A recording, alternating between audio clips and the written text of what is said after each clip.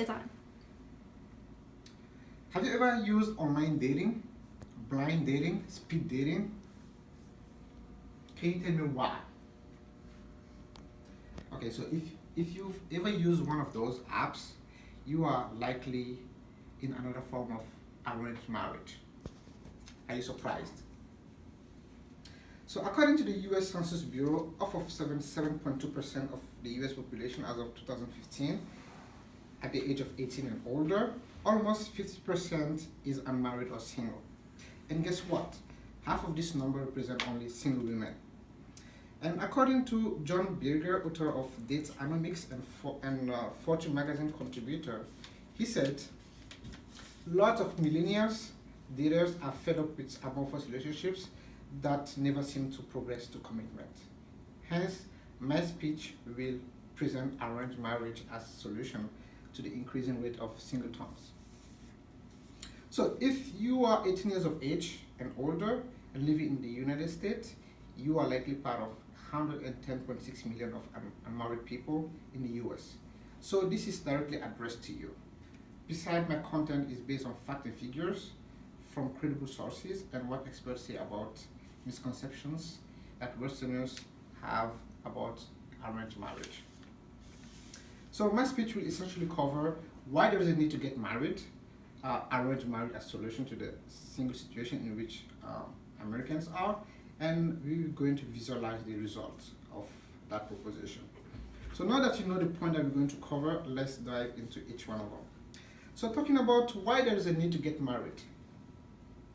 So as of 2015, 110.6 million American adults are unmarried and single. That is almost 50% of the adult in US. So according to T.J. Raphael in 1950, that number was about 27%. So singles have taken over despite the rise of online dating.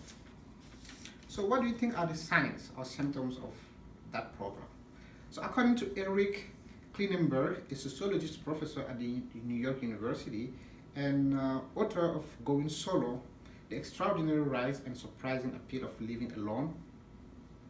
One issue is people today are really looking for their soulmate and they are not going to compromise. He added, in addition to having a plethora of options through online dating, the era of extended American adolescence seems to have tempered the rush to marriage. People are spending a big chunk of their lives, much of their 20s and into their 30s, increasingly becoming a grown-up. Klinberg also says they are investing their lives in their jobs. They feel anxious about their career and they are having a very difficult time moving into that next step, that next stage of what we've traditionally thought of as grown-up life. So what is the importance of the desire to get married or the need to get married? According to Tanvi Misra on her article based on 2014 census done by the Pew Research Center, for people who've never been married before, the odds that they never will be are higher than ever. Furthermore, living together before marriage highly decreases the chance to get married. According to the Pew Research Center, among women ages 19 to 44, 58% had ever lived with an opposite sex unmarried partner in 2006-2008, up from 33% among a comparable group in 1987. So who are those people who are affected by the need to get married? So first we have the society that is affected because less marriage affect the society in the sense that according to Paul Goodman in an article titled Advantages and Disadvantages of Marriage, marriage is associated with stable families. Stable families produce happier children. Happier children will produce a better society. And also we have an effect on the society and the economy in the sense that according to Gallup Analytics, married couples report a daily average spending of $102, while singles spend $67. So now that you know why there is a need to get married, let's talk about arranged marriage as a solution to the situation that single people are living in. So what is arranged marriage?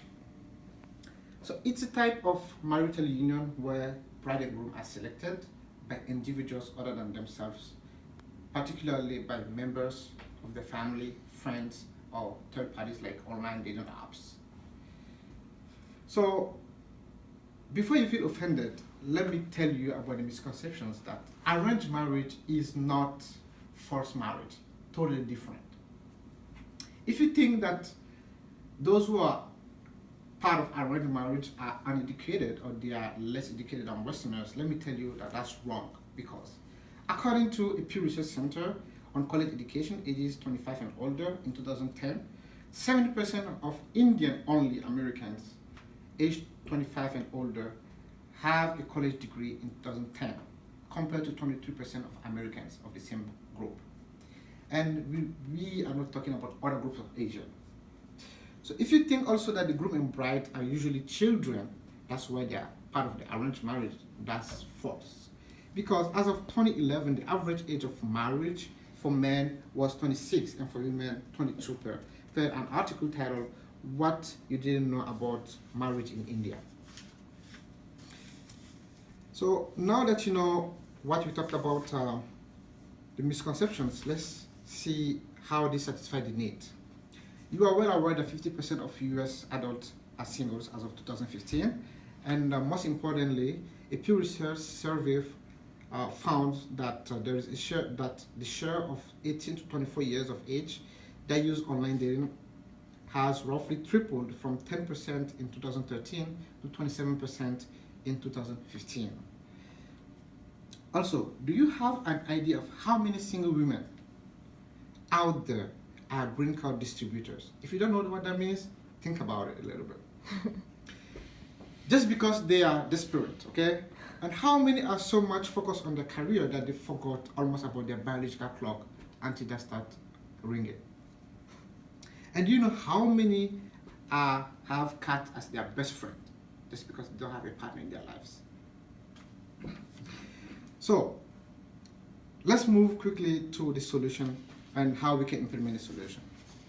So how I think we can implement arranged marriage in the Western society is, the very first step that I think will help is that Westerners, should think or should end up thinking that arranged marriage is not that evil, okay? And a culture of subordination to parent. That means a little bit less of independency, and children should hold more respect to their parent. Also, families should be more involved into their children's lives and help them in their choices.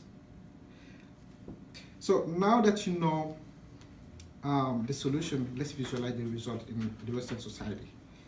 So arranged marriage in the Western society, I think, will bring more cohesion between family members, friends, and society in general, and a stable family will provide happy children,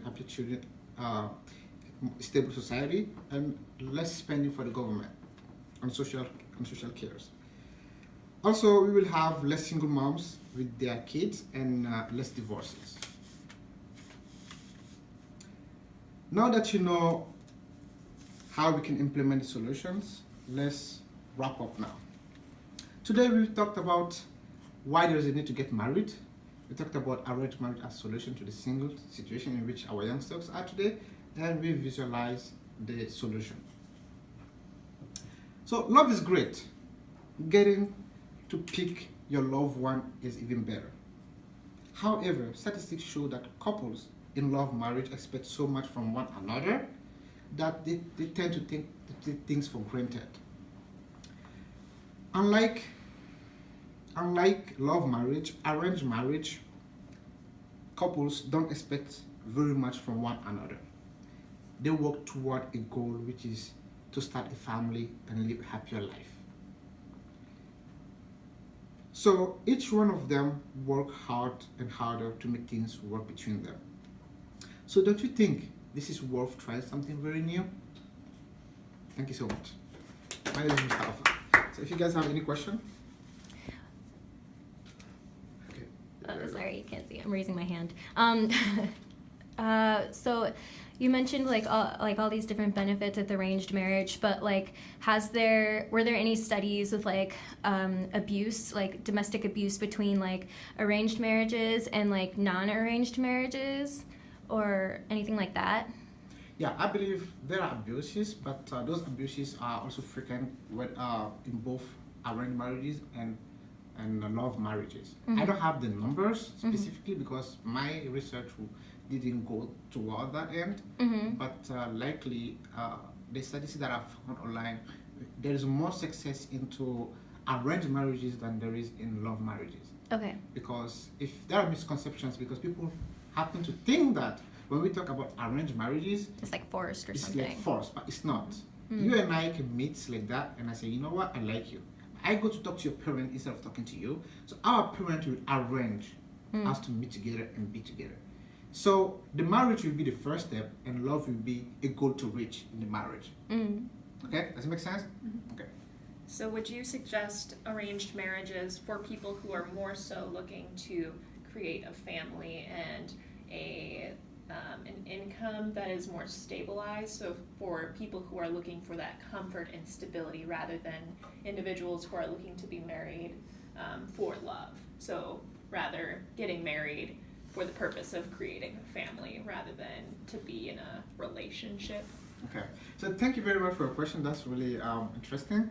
So I would recommend love marriage in any situation because let's say even in normal, like I've personally been part of arranged marriage in the past, but since I moved to the US, I abandoned that. Okay, but I firmly think it's a good thing because even you and I, if we met maybe on online app, we going to work toward liking each other because love at first sight doesn't exist at first place. Let me clarify that.